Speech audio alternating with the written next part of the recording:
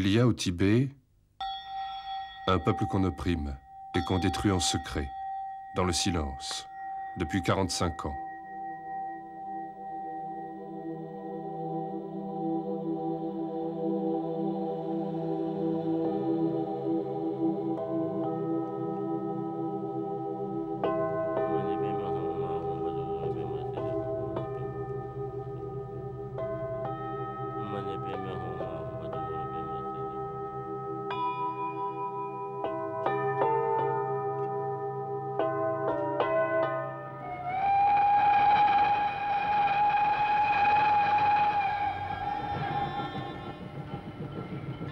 Un pays lointain et mystérieux, longtemps inaccessible et parfois interdit.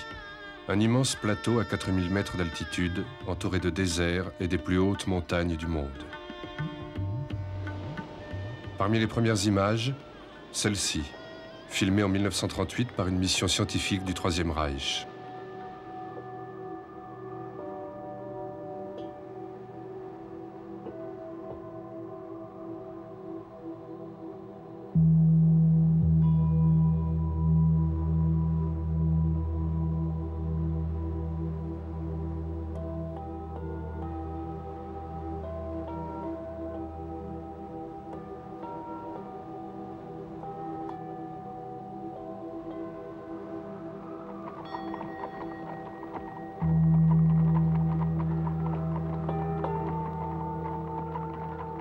La mission Schaeffer, des scientifiques méticuleux et convaincus.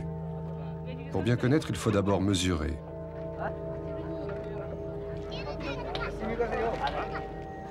Tout mesurer.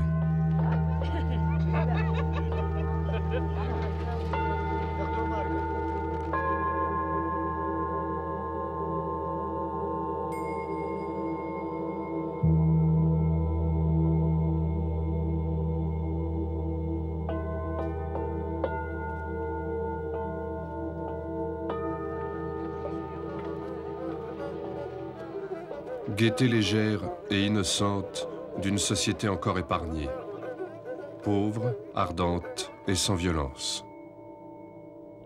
La religion est bouddhiste, le pouvoir est féodal, aux mains des moines et de quelques seigneurs.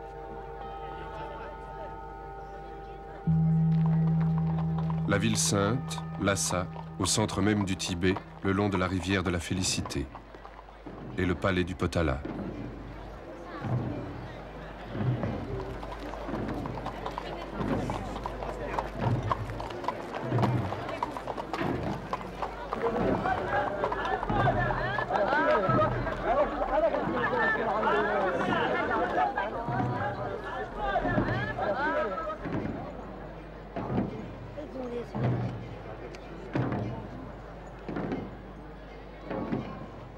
Bienvenue à l'étranger.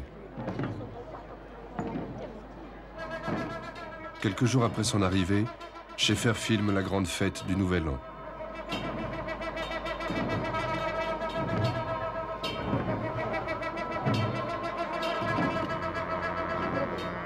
Porté par les moines, voici l'oracle, en transe. Il sera consulté pour l'année nouvelle.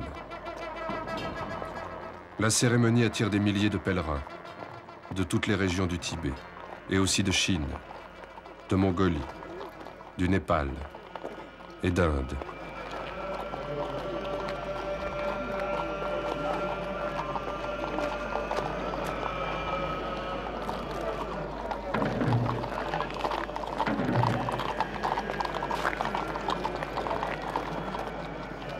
À voir ces images, on a le sentiment que rien ici n'a changé depuis Gengis Khan. Ni les ors, ni les couleurs des costumes d'apparat, ni la fierté tranquille des seigneurs. On imagine ainsi la cour du grand Mongol.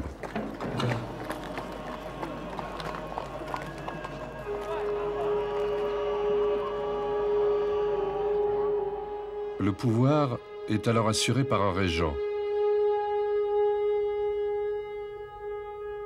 Le 13e Dalai Lama est mort depuis 5 ans, après 50 ans de règne. Au sommet d'une hiérarchie féodale, il détient tous les pouvoirs. Lui-même réincarnation du Dalai Lama précédent, À sa mort, il s'est réincarné à son tour dans un jeune enfant que les moines recherchent alors de village en village et qu'ils reconnaîtront à quelques signes secrets.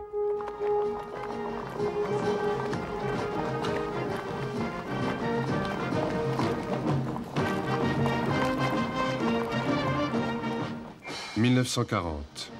C'est un Anglais qui filme en couleur l'arrivée de la cour royale et le palanquin d'or qui transporte le 14e Dalai Lama. Reconnu par les moines, 3 ans plus tôt, parmi les enfants d'une famille de paysans pauvres, il arrive pour la première fois dans son palais de Lhasa.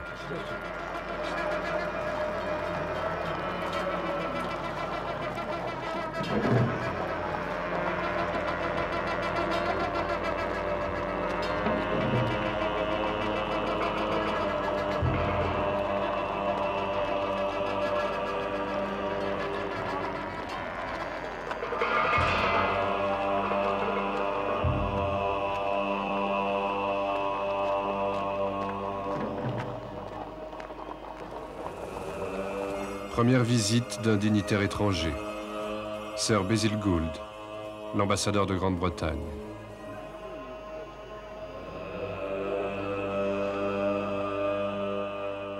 À peine visible dans la pénombre, entouré de ses conseillers, le 14e Dalai Lama, un enfant de 5 ans. Connaît-il alors son destin ?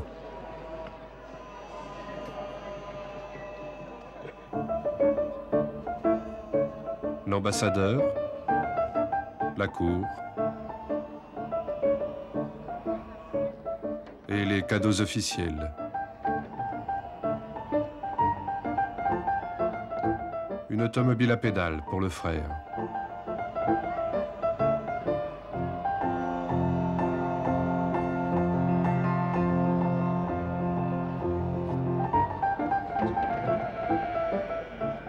L'or encore, et les couleurs des atours des belles aristocrates et Lady Gould. Depuis le début du siècle, la Grande-Bretagne, grande puissance impériale, veille jalousement sur l'indépendance du Tibet, nécessaire à l'équilibre géopolitique régional.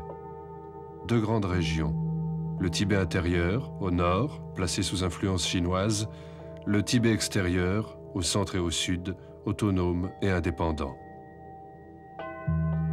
6 millions de Tibétains sur un pays 5 fois grand comme la France, entouré au nord et au sud par les 2/3 de la population mondiale. Objet de la convoitise des puissances régionales et plusieurs fois envahis, ils ont malgré tout su préserver leur indépendance culturelle et leur autonomie. En Europe et en Chine, la guerre a commencé. Mais ici, tout est loin.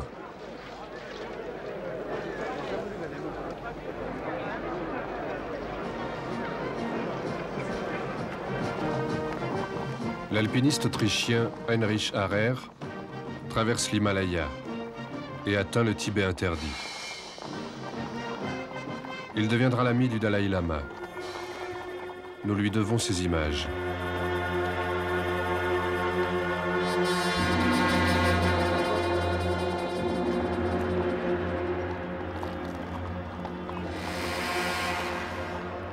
Entre palais d'hiver et palais d'été, le cortège du Dalai Lama.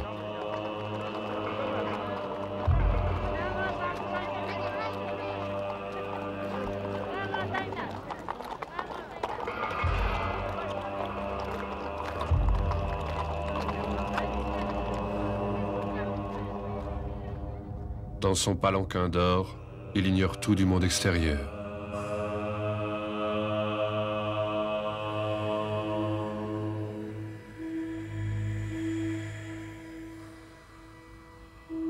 La guerre a changé l'équilibre mondial. En Inde, Gandhi a lancé le mouvement pour l'indépendance. L'Empire britannique se prépare au retrait.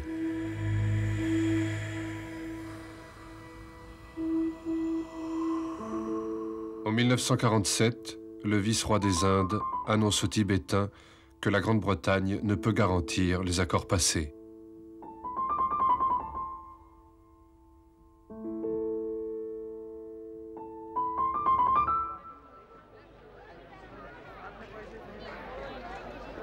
Une dernière fois, Harrer filme la fête du Nouvel An.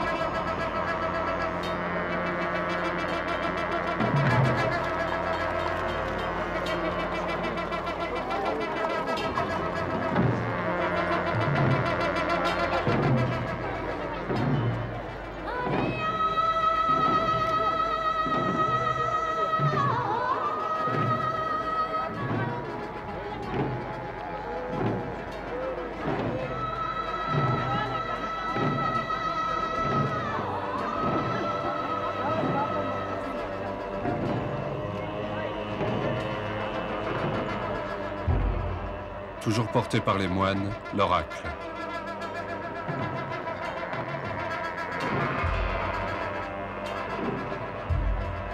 Il va se prononcer.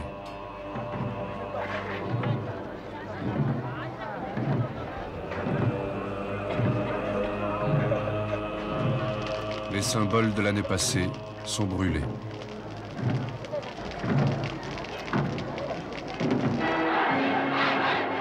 « 1949. En Chine, la longue marche est finie. La République populaire est née. Presque aussitôt, Mao encourage les Tibétains à se libérer du joug féodal. Harrer filme les derniers rituels d'une société condamnée.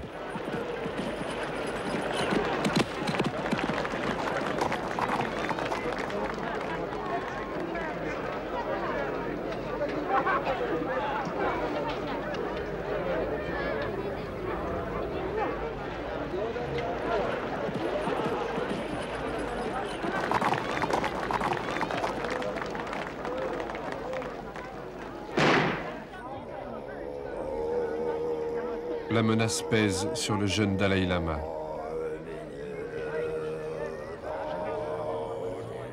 Prévenus du danger, les moines décident en urgence de l'introniser 2 ans avant l'âge prévu. Il vient d'avoir 15 ans.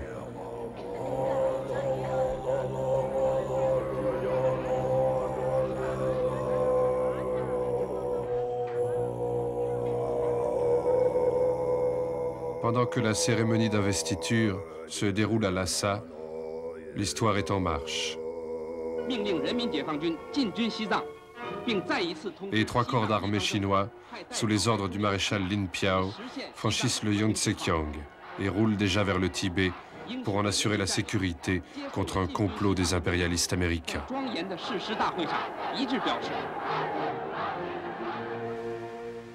Les Chinois ne s'étaient jamais satisfaits des accords passés par la Grande-Bretagne pour l'indépendance. Pour l'avoir autrefois envahi, la Chine considère toujours le Tibet comme sa province. Mao n'a pas attendu 100 jours pour faire connaître ses intentions. Le peuple tibétain retournera dans la grande famille de la mère patrie. Une expédition.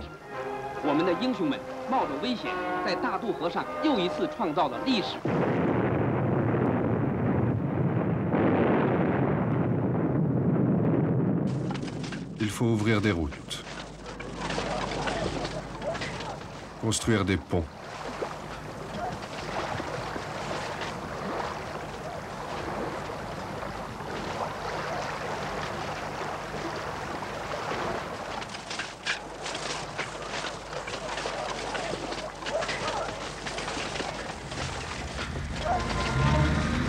franchir des cols à plus de 5000 mètres d'altitude.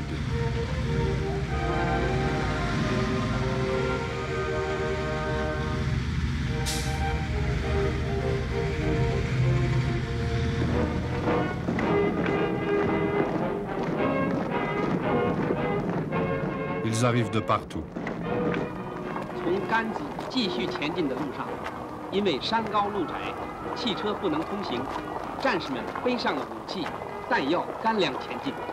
每人背着80多斤的东西，越过高山峻岭，穿过原始森林。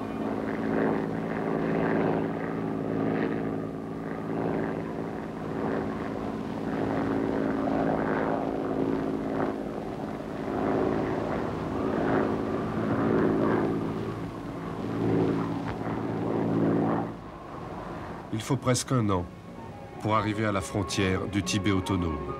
他们带来全国各族青少年和亿万革命群众的心愿。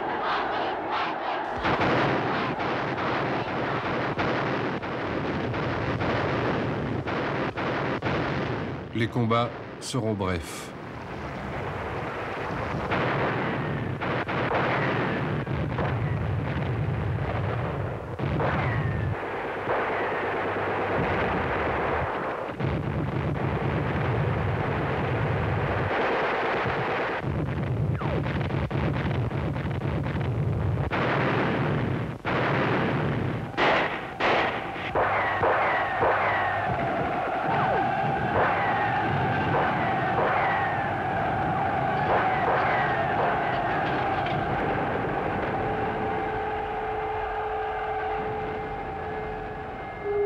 À 1 contre 10, peu armée et sans ordre précis, la petite armée tibétaine est écrasée.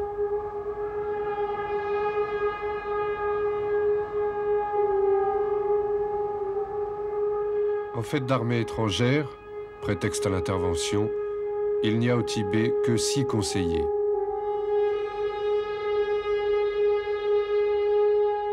Et ce radio, Robert Ford. Mais juste avant d'être pris, il a eu le temps de prévenir Lhasa du danger imminent. On a aussitôt pris la décision d'éloigner le Dalai Lama pour le mettre à l'abri, quelque part près de la frontière indienne. Et avec lui, une partie du trésor royal, des caisses de poudre d'or.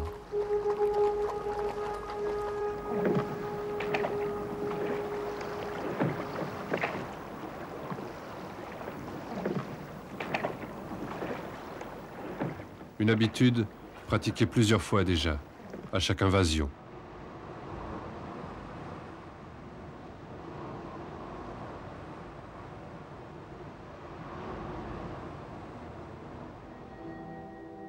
De l'Est et du Nord, les troupes chinoises convergent vers Lhasa.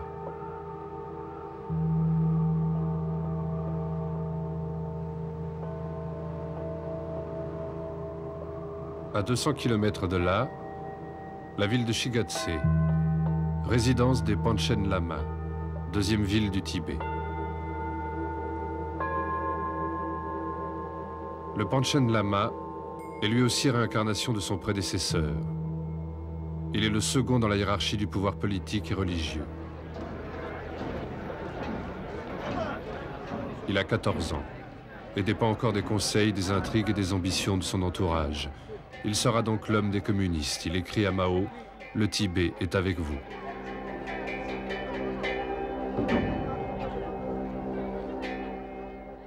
Neuf mois plus tard, une garnison de l'armée populaire s'installe à Lhasa. 20 000 soldats pour 50 000 Tibétains.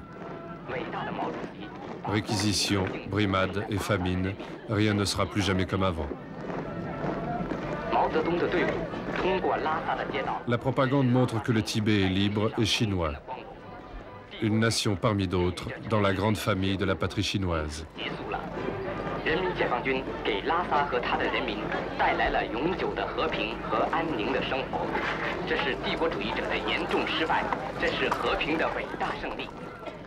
La propagande montre encore la première rencontre de l'officier politique et du Dalai Lama, enfin revenu à Lhasa.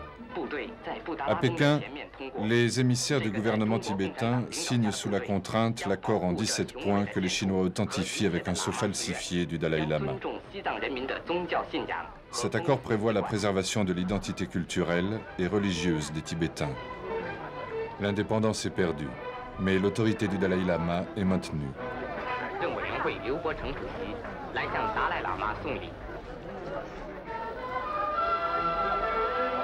Le Panchen Lama découvre les nouveaux rituels.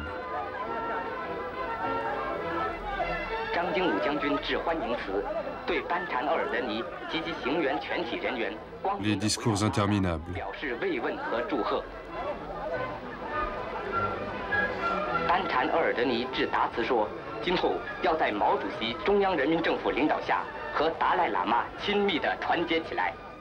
Toutes les contraintes de la collaboration.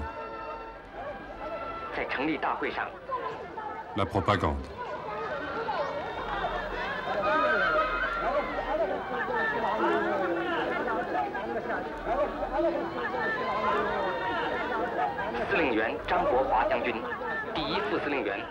C'est la guerre en Corée.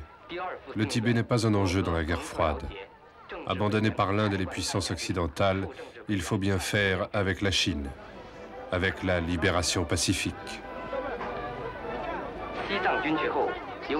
Mais l'illusion est brève. 2 ans plus tard, les Chinois forcent le Dalai Lama à renvoyer ses principaux ministres et conseillers.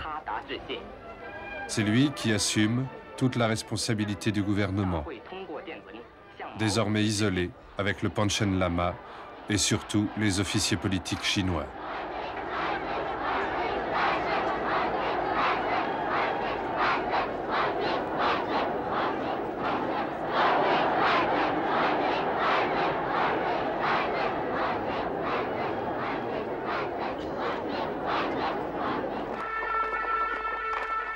Première visite à Lhasa du Panchen Lama.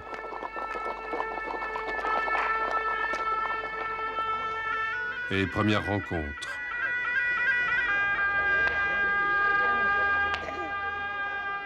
Ils ont l'un et l'autre 17 et 16 ans.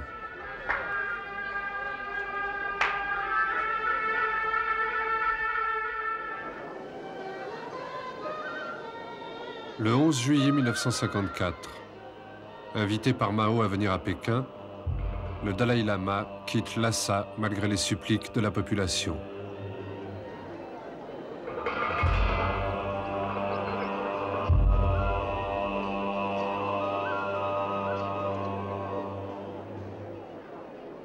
Ils craignent de ne jamais le voir revenir.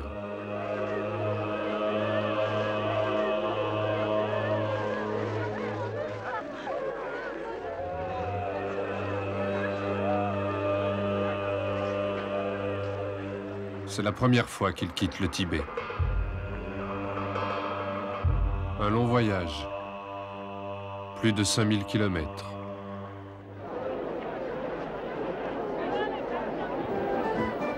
L'arrivée à la frontière chinoise.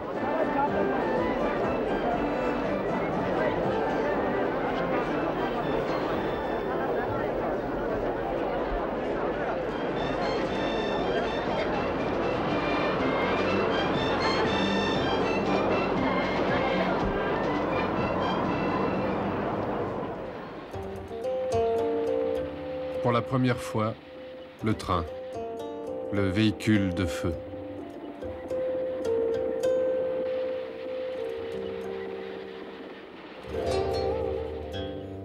Visite de la cité interdite par la délégation tibétaine.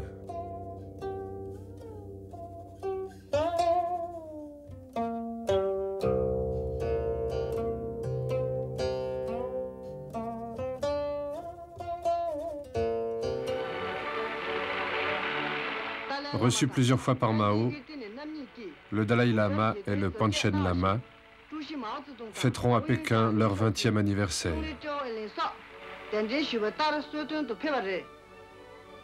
Malgré les apparences et les politesses formelles, des invités sous influence.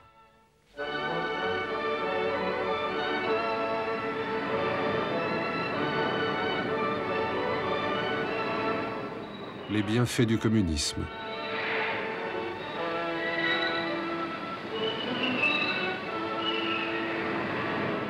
C'est Mao qui annonce personnellement au Dalai Lama les réformes nouvelles pour l'administration du Tibet et la création d'un comité préparatoire dont il est nommé président.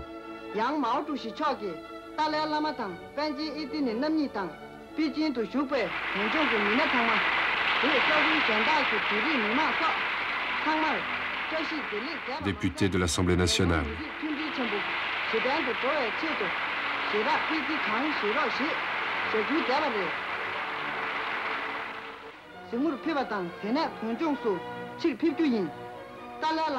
Lorsqu'il quitte Pékin et qu'il fait ses adieux au Panchen Lama, son séjour a duré presque un an.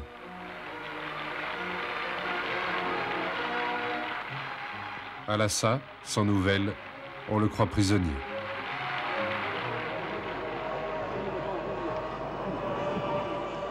Mais son retour, en jeep et sans apparat, révèle le véritable but du voyage. Faire du dieu roi un fonctionnaire chinois.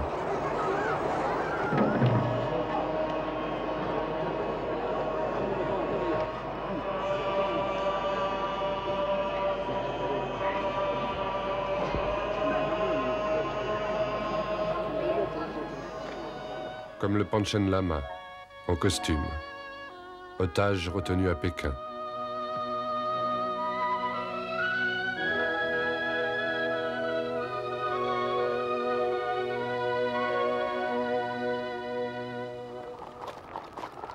Maintenant, la suite du plan chinois commence. La conquête de la maison des richesses de l'Ouest. Le nom chinois du Tibet.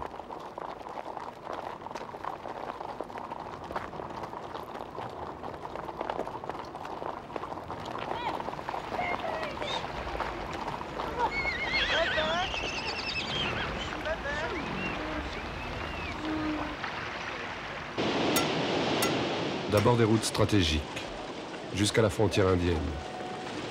2500 km de routes nouvelles.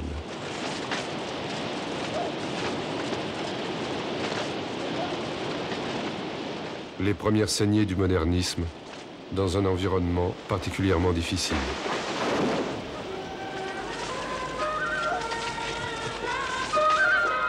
Autant de brèches dans les murs de la forteresse tibétaine, si longtemps protégée par les montagnes les plus hautes du monde.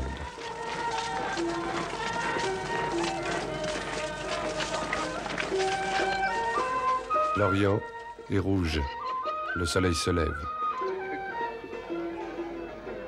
L'électricité arrive. Grâce à Mao. Avec les livres pris dans les monastères, on brûle le passé.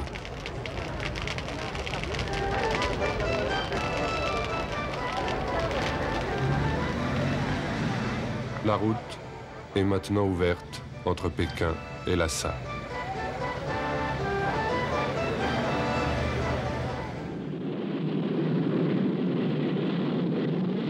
En 1956, le Dalai Lama est en Inde, sur l'invitation de Nehru et pour les fêtes anniversaires de la naissance de Bouddha.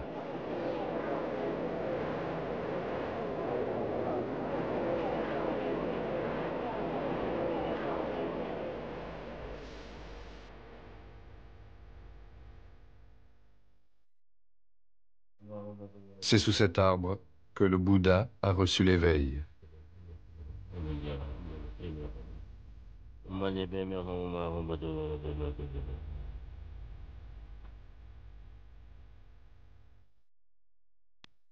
Retour aux sources du bouddhisme.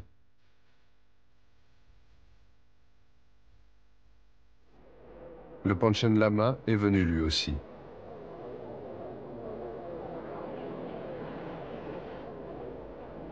Retour aux sources, mais aussi voyage diplomatique pour le Dalai Lama qui demande secours contre l'invasion chinoise.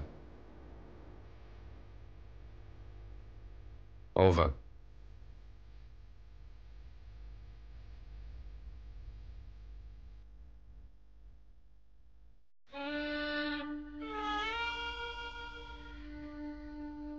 Pendant qu'il visite les principaux sites bouddhistes en Inde, au loin, au Tibet, des révoltes ont déjà commencé dans les provinces les plus touchées par l'oppression chinoise. Bientôt la fin du voyage pour le Dalai Lama et le Panchen Lama. Ils ignorent encore que leur destin se sépare ici pour toujours. Kawa, kawa, kawa, kawa, ma, ma, yama, yama, hama, hama, Jama. Jama. Pama. Pama. Pa. Pa. Gawa. Gawa. Pa. Pa. Gawa. Gawa. Kawa. Kawa. Ma. Ma. Jama. Jama. La méthode chinoise. Pa. Pa. Gawa. Gawa. Ça commence à l'école. Ma. Ma. Pama. Pama. Pa. Et ça continue dans les camps. Après la collectivisation des terres et des grands domaines appartenant au monastère, puis la transformation des techniques de culture, ce seront bientôt la destruction des temples et des monastères.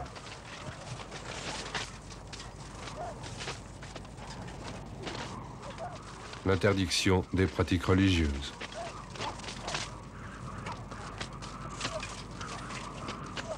Les arrestations et les purges de plus en plus nombreuses.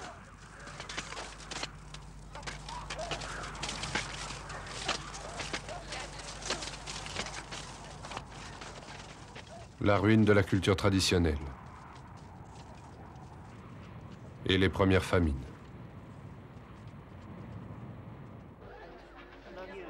Depuis 3 ans, contre l'oppression, les émeutes ont gagné les provinces du centre. La résistance s'organise. Oasis encore préservée de la colonisation, les derniers grands monastères.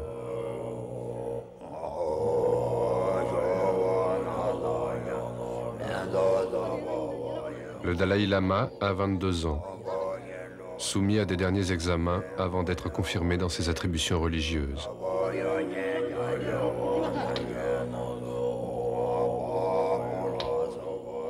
Le même geste des mains, un rapide battement, revient pour ponctuer questions et réponses.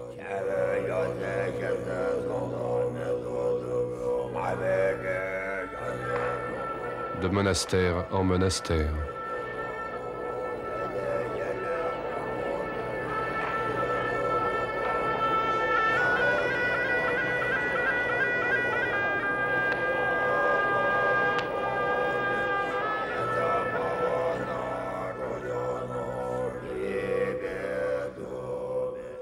Dalai Lama veut dire océan de sagesse. Dernière illusion, que le Tibet peut vivre librement selon sa culture et ses croyances.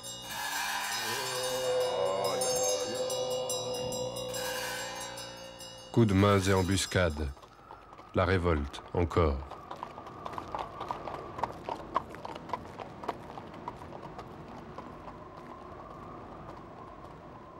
La résistance a gagné tout le terrain, jusqu'à Lhasa. L'armée chinoise réprime, mais le Dalai Lama condamne toute violence, de part et d'autre, dans des messages.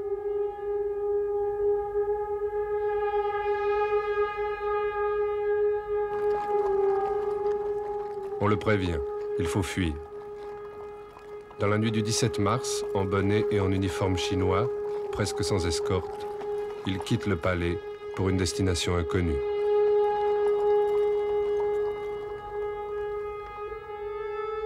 La population de Lhasa entière s'est soulevée. 20 000 Tibétains civils contre 40 000 soldats chinois. L'émeute dure 3 jours.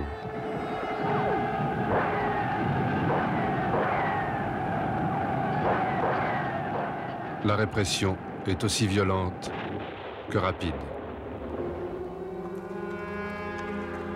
Au loin, la liberté.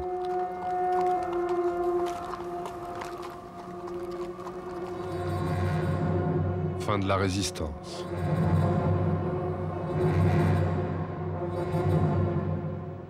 Images de propagande.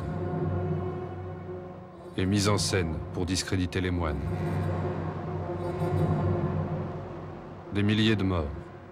Plus de 10 000 à Lhasa, au moins 100 000 dans le reste du pays. Tout est détruit.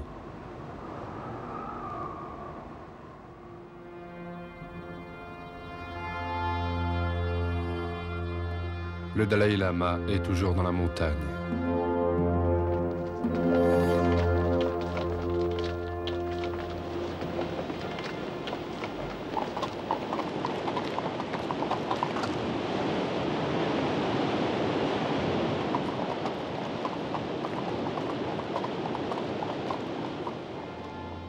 Les Chinois le cherchent, le disent enlevé par des contre-révolutionnaires.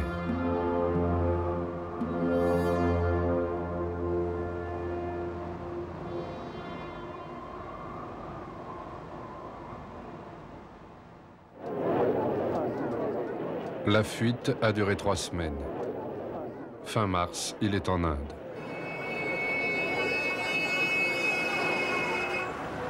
Son gouvernement est dissous. L'état de siège et le silence règnent à Lhasa. Accueilli par Nehru, l'exil du Dalai Lama commence.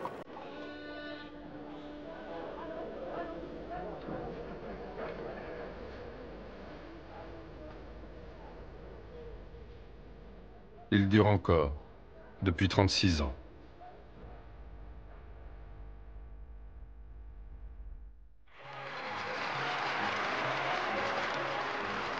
Pendant que le Dalai Lama alerte en vain le monde sur le génocide et la répression en cours au Tibet, le Panchen Lama, toujours otage, occupe l'intérim du pouvoir.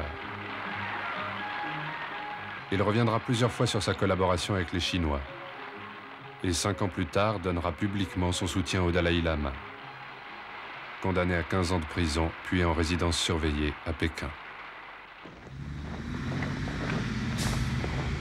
Le Tibet entièrement annexé, l'armée chinoise continue vers le sud pour rectifier ses frontières avec l'Inde, désormais placée sous la menace directe des armées chinoises. Le sort du monde se joue alors ailleurs, à Berlin et à Cuba. La guerre froide ignore l'Inde et le Tibet.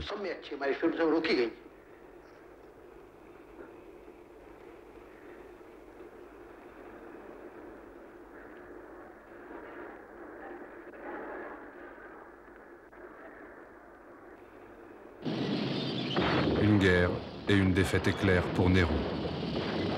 Le sort en est jeté.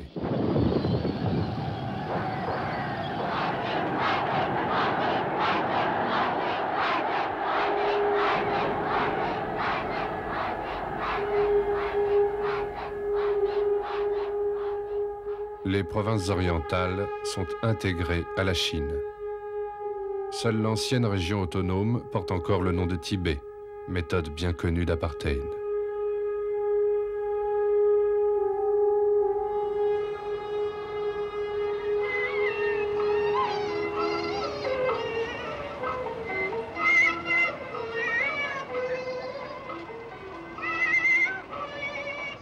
Suite de la méthode chinoise.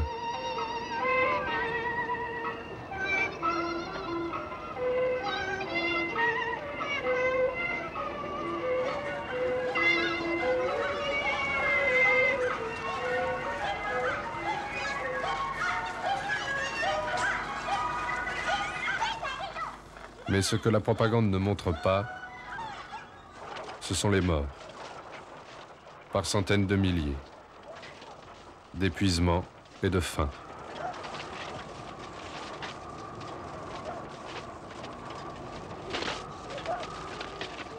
La terreur, les tortures, les viols.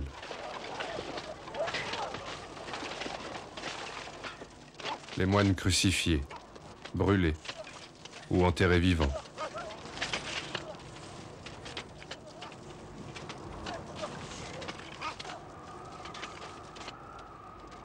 Les enfants condamnés à tuer leurs parents.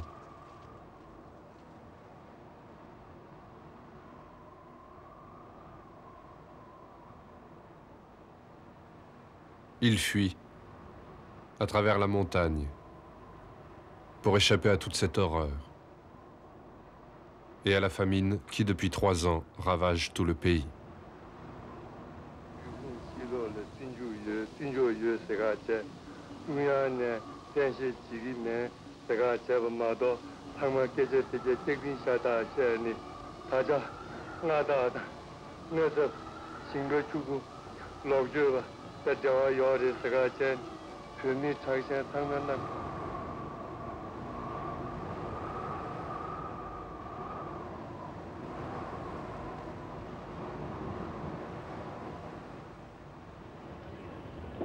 Plus de 100 000 rejoignent ainsi le Dalai Lama en Inde.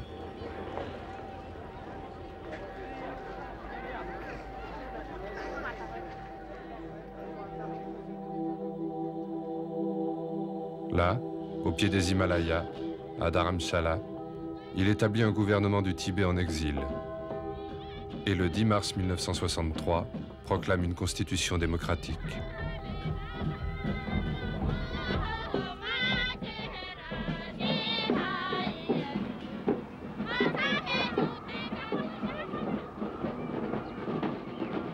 Précide violence et résistance.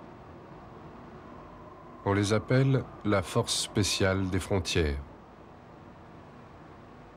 Un commando clandestin tibétain suscité et entraîné par la CIA.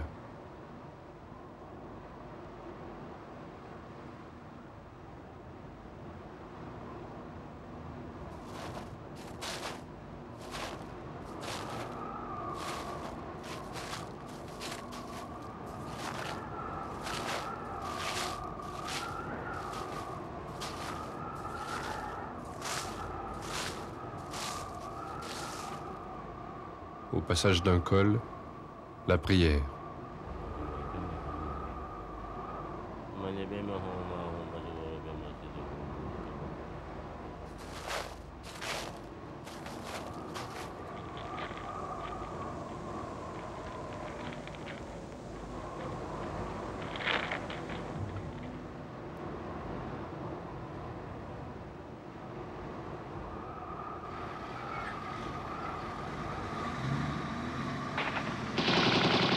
À nouveau, coups de main et embuscades. Méthode et guérilla de partisans.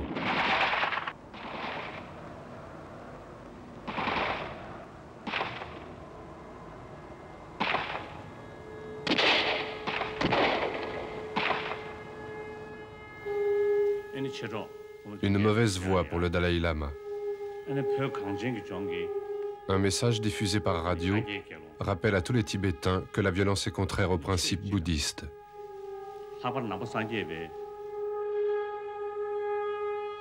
Et qu'ils s'y opposent.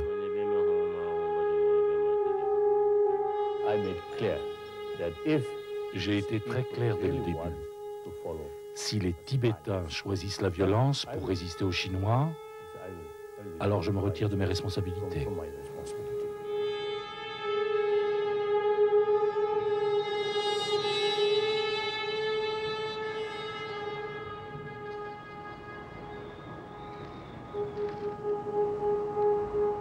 Pendant ce temps, les gardes rouges ont atteint le Tibet.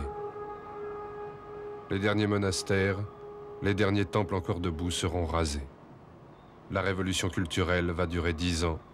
Elle fera plus d'1 million de morts. Un Tibétain sur 6. Les ruines du monastère de Ganden, l'un des plus grands, où vivaient plusieurs milliers de moines.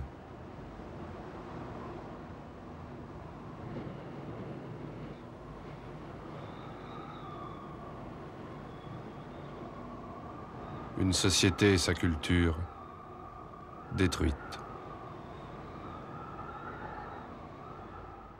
1972. La guerre froide évolue et Nixon est à Pékin. Depuis 1 an, la Chine est entrée à l'ONU. Les révoltes, la répression et les famines continuent au Tibet.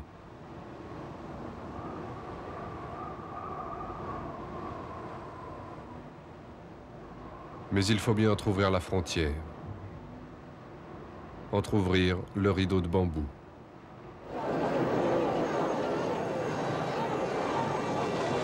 Première autorisation de visite accordée par les Chinois à une délégation de Tibétains en exil. Ils attendaient ce moment depuis si longtemps. La famille du Dalai Lama est là.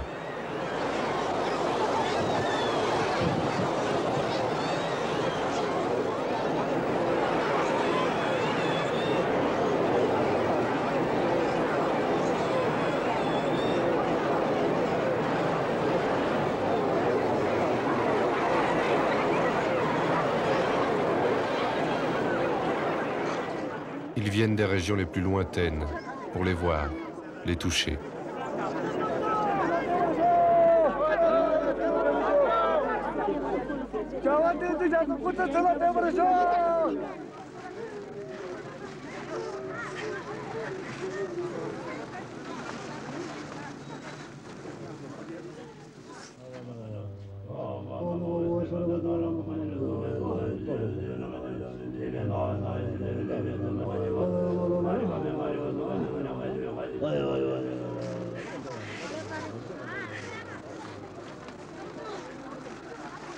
on n'a rien oublié.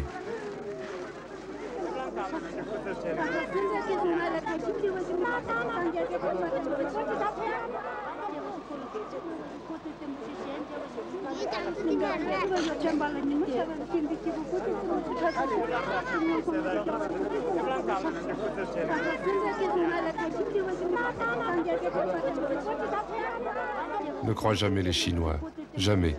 Dis au Dalai Lama de ne pas revenir.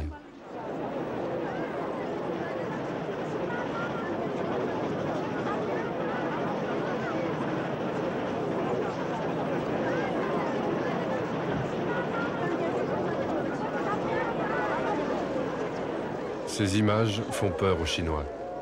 Elles leur révèlent surtout que 20 ans d'exil, de répression et de rééducation n'ont pas diminué le prestige du Dalai Lama.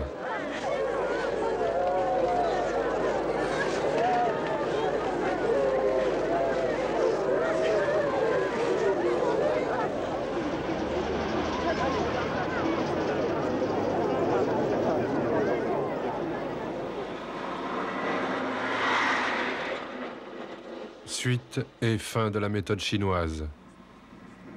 Après le génocide, la colonisation massive. Des centaines de milliers de colons chinois envahissent le Tibet. En 1980, Lhasa est devenue une ville chinoise.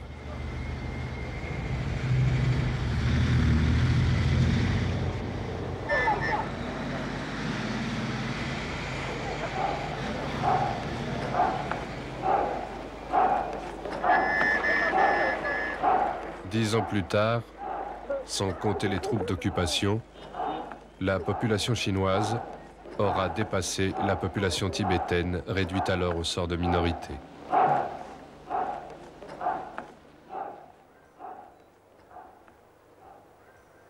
L'équilibre mondial évolue. La défense des droits de l'homme est devenue un enjeu de la guerre froide. Devant le Sénat américain, le Dalai Lama propose la transformation du Tibet en zone de paix et l'ouverture de négociations avec la Chine.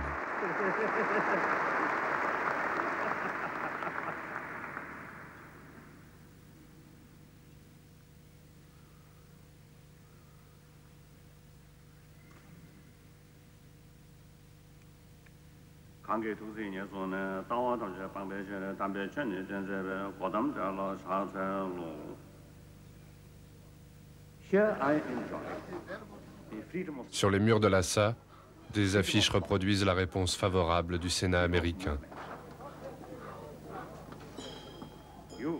Il en faut peu pour éveiller l'espoir et le courage d'afficher le drapeau tibétain pour la première fois depuis 30 ans.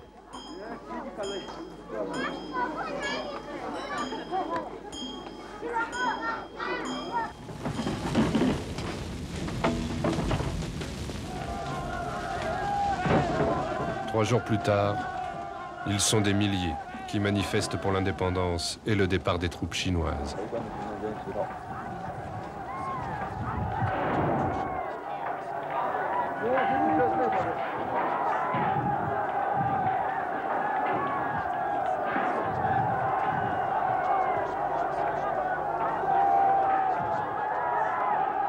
Les mêmes scènes se reproduisent 6 mois, puis 1 an plus tard.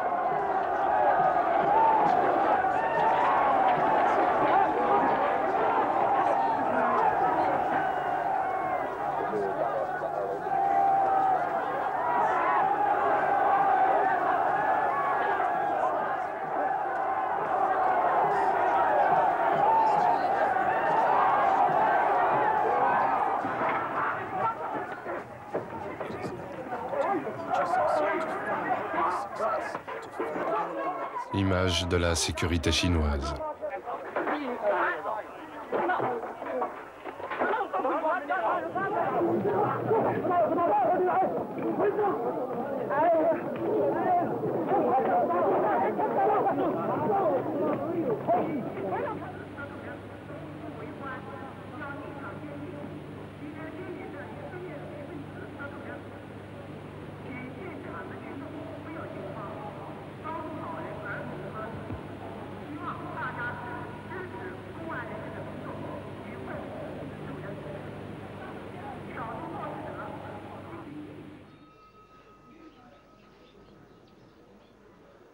À Dharamsala, on manifeste dans le silence.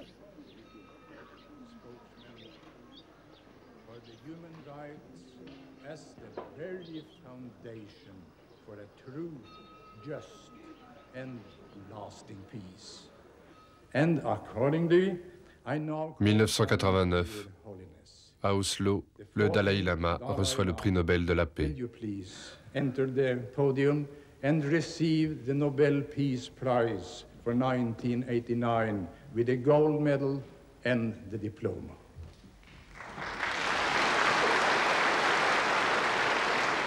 À Pékin, le Panchen Lama vient de mourir.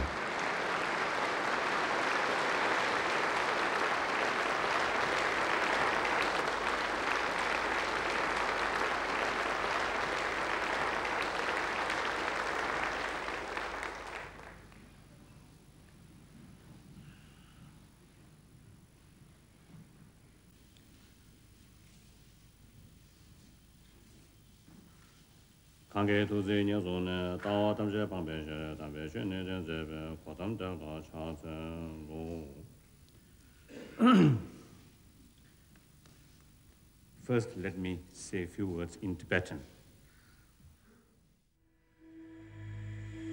Le mur de Berlin est tombé. McDo est à Moscou et Holiday Inn ouvre un hôtel à Lhasa. Mais pour les Tibétains, il n'y a de libre que le commerce. L'ordre reste chinois. Submergés par des millions de colons chinois, les survivants de la société tibétaine, entre la vie et la mort, attendent d'être sauvés.